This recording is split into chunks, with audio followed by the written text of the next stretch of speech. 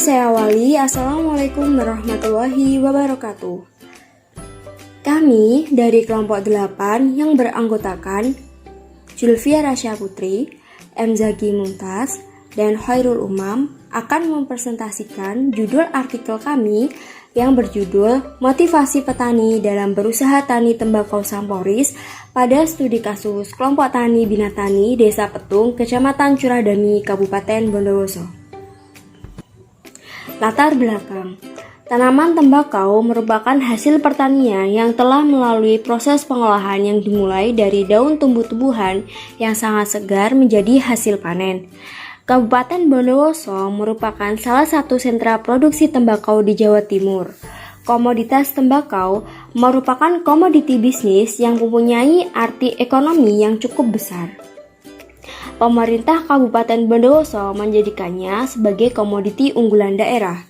Hal ini dapat dibuktikan pada tabel 1.1 perkembangan produksi tembakau di Kabupaten Bondowoso tahun 2016 sampai 2019. Yang pertama yaitu pada tahun 2016 produksinya 2077,3 ton dan naik pada tahun 2019 produksinya yaitu 5.717,6 ton. Nah, hal ini membuktikan bahwa Kabupaten Bondowoso merupakan salah satu sentra produksi tembakau di Jawa Timur yang cukup besar. Nah, maka dari itu kelompok kami ingin mengetahui motivasi apa yang membuat warga Bondowoso, khususnya pada kelompok tani Binatani Desa Petung, dalam berusaha tani tembakau Samporis ini. Tujuan kami untuk mengetahui faktor yang mempengaruhi motivasi petani tembakau jenis Samporis dalam pengembangan budidaya tembakau Samporis. Nah, di sini ada tinjauan pustaka. Yang pertama ada penelitian terdahulu.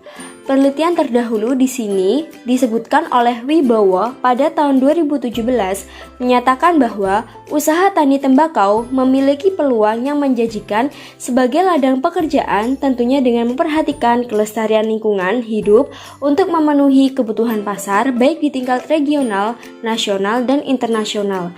Kemudian pada penelitian terdahulu selanjutnya dilakukan oleh Deja Jadi 2018 menyatakan bahwa tembakau Bondowoso merupakan tembakau lokal rajangan yang diusahakan petani di wilayah Kabupaten Bondowoso. Nah, kemudian ada landasan teori. Landasan teori yang pertama adalah tanaman tembakau. Tanaman tembakau atau Nicotina tabacum merupakan komoditas unggulan di Indonesia karena kontribusinya yang tinggi terhadap pendapatan para petani. Tanaman tembakau merupakan komoditas pertanian yang telah lama dikembangkan dan dibudidayakan di Indonesia. Kedua, ada landasan teori motivasi.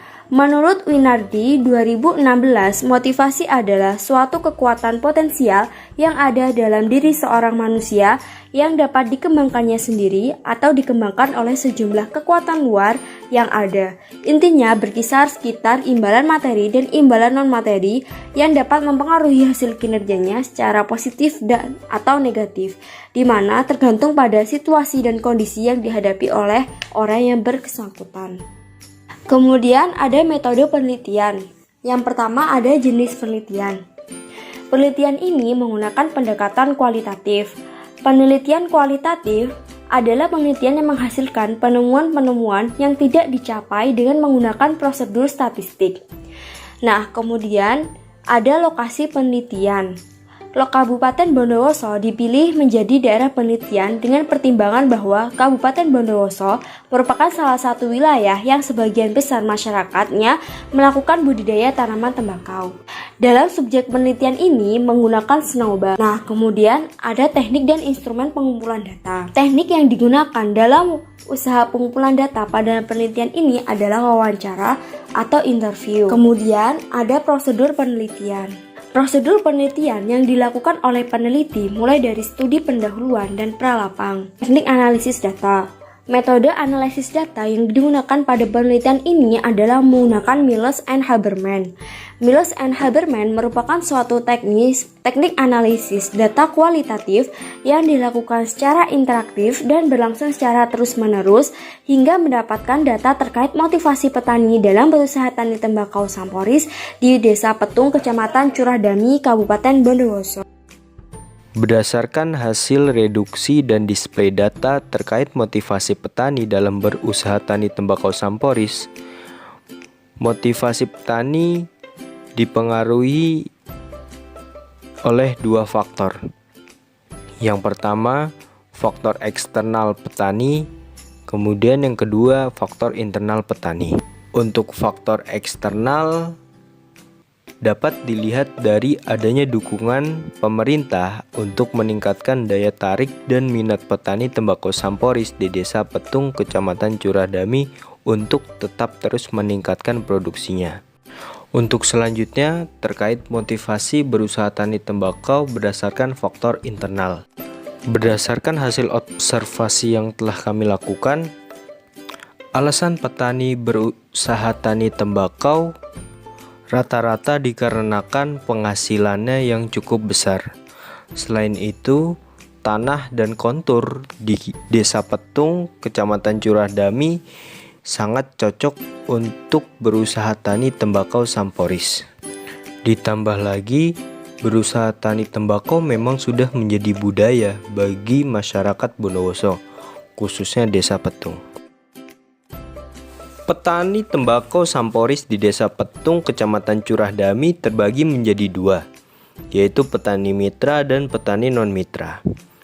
Berdasarkan hasil observasi kami di lapang, menunjukkan perbedaan yang cukup signifikan antara petani mitra dengan petani non-mitra. Untuk petani mitra di Desa Petung melakukan kemitraan dengan PT Sampurna. Keuntungan yang didapat dari petani mitra yaitu mendapatkan bibit tembakau dari PT Sampurna. Untuk prospek pengembangan tembakau Samporis di Desa Petung terbagi menjadi dua. Yang pertama, produksi tembakau Samporis. Untuk yang kedua, pertumbuhan tembakau Samporis. Yang pertama, terkait produksi tembakau Samporis, dalam proses produksinya, petani tembakau Samporis di Desa Petung memiliki teknik dalam berbudidaya tembakau yang baik dan telah diterapkan cukup lama. Teknik budidaya yang baik didapatkan oleh petani dari pengalaman mereka sendiri. Kemudian selanjutnya terkait pertumbuhan tembakau Samporis di Desa Petung. Perubahan anomali iklim yang sangat drastis dengan perubahan musim kemarau dan musim hujan yang tidak menentu. Hal ini berdampak pada pola tanam tembakau.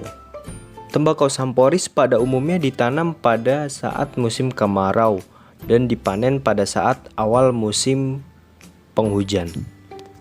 Karena hanya dengan air hujan dapat menghilangkan kandungan lilin yang ada pada daun tembakau Samporis. Dapat disimpulkan, motivasi petani tembakau Samporis di Desa Petung terbagi menjadi dua faktor, yaitu faktor eksternal dan faktor internal.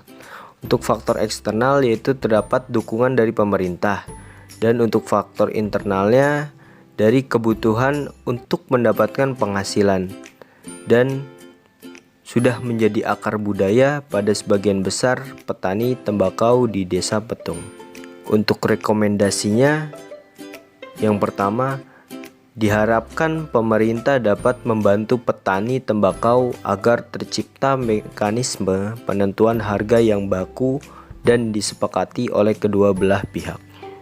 Kemudian, untuk poin yang kedua, pihak perusahaan harus menjelaskan dengan rinci kualitas daun tembakau yang mempunyai harga mahal kepada para petani, sehingga petani tidak merasa dipermainkan oleh para tengkulak dan pengepul sebagai penentu harga tembakau. Sekian presentasi dari kelompok kami. Terima kasih atas perhatiannya. Kami akhiri. Wassalamualaikum warahmatullahi wabarakatuh.